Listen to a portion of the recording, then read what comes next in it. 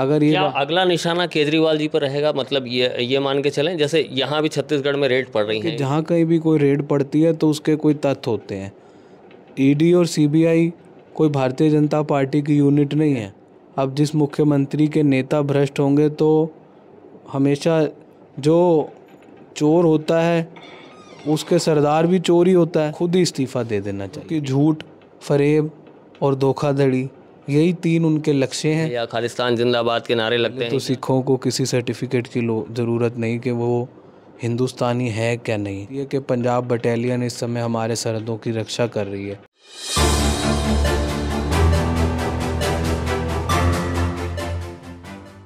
देखिए, पूरे भारत की राजनीति पर अगर बात करें तो दिल्ली भारत की राजधानी है, और भारत की राजधानी से जो सियासत है वो कहीं ना कहीं ऑल ओवर इंडिया सर्कुलेट होती है, और वहीं से जो राजनीतिक रणनीतियाँ बनती हैं उसके बारे में चर्चा, परिचर्चा या उसके बारे में योजनाएं ये सब बनती हैं। मेरे साथ में इस वक्त दिल्ली से प्रतीक जी आए हुए हैं, और साफ तौर पर सिख नेता हैं और भाजपा के बहुत बड़े नेता हैं वहाँ के।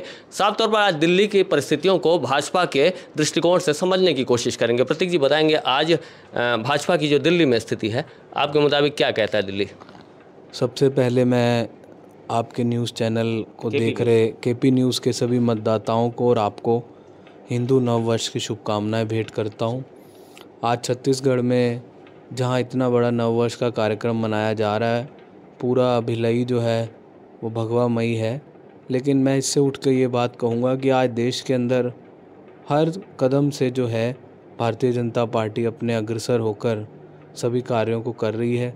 चाहे वो किसी भी तरह के मुद्दे हों, चाहे गरीब को मकान देना हो, ये पेंशन योजना हो, एमएसएमई के तहत विक्रेताओं को लोन देना हो, या फिर कोई भी ऐसा कार्य हो जो जन योजना के तहत प्रतिदिन के अंदर लोगों की मदद के लिए आगे आता हो, तो उसके अंदर भाजपा अपने पूरे कर्तव्य निभा रही है।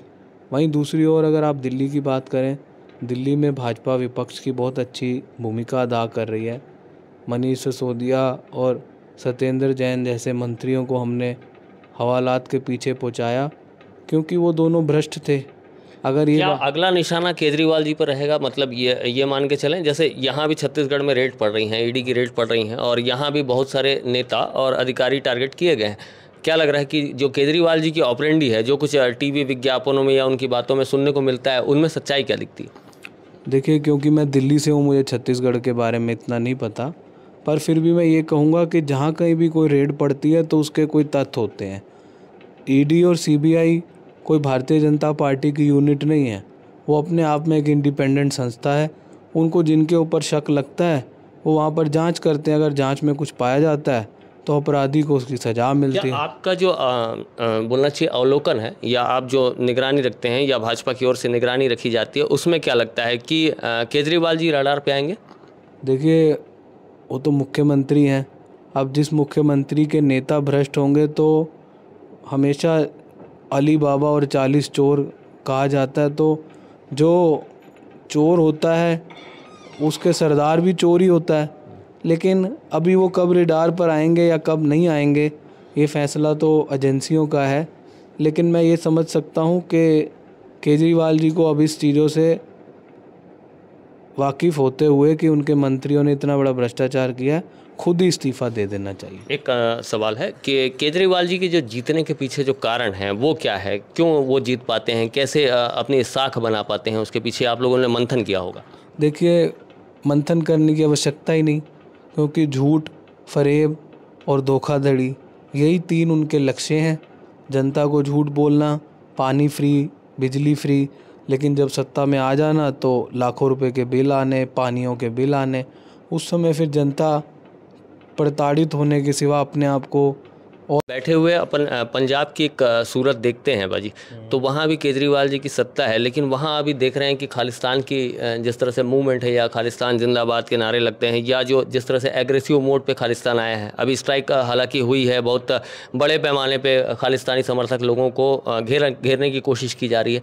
क्या सिख कम्युनिटी में क्या संदेश देना चाहते हैं आपकी? एक कम्युनिटी जो है वो इस तरह की सपोर्ट में लगी है, और एक कम्युनिटी जो है भाजपा के फेवर में, या इस तरह से? देखिए, पहले तो सिखों को किसी सर्टिफिकेट की ज़रूरत नहीं कि वो हिंदुस्तानी है क्या नहीं। आज़ादी के लिए सबसे ज़्यादा खून अगर किसी का बहा तो वो सिखों का बहा। आज बॉर्डर के ऊपर जब कोई भी व्यक्ति अपने घर में बैठा सुरक्षित महसूस करता है तो उसको यही अंदर से बात आती है कि पंजाब बटालियन इस समय हमारे सरहदों की रक्षा कर रही है।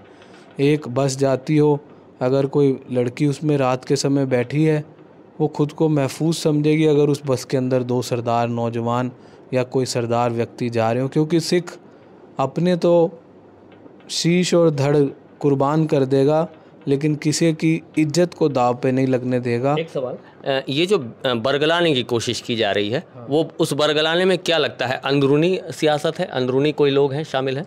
देखिए, इतनी ज़्यादा गहराई से तो मैं कुछ विचार रखना नहीं चाहूँगा, लेकिन मैं ये समझता हूँ देश के खिलाफ़ कोई भी षड्यंत्र रचने की कोशिश करेगा, चाहे वो किसी धर्म से हो, देश पहले है धर्म बाद में है। तो देश के टुकड़े करने वालों का हाल वही होगा जो अब आज पंजाब के अंदर अमृतपाल और उसके साथियों का हुआ है। अमृतपाल को अगर सीधा संदेश देना हो या उनके लोगों को? मैं इसमें अब कुछ नहीं विचार। आपको नववर्ष की शुभकामनाएं।